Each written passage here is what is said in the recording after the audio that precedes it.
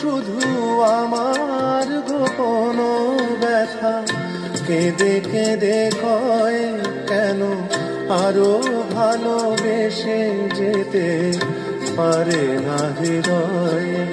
আমি এত যে তোমায় ভালোবেসেছি।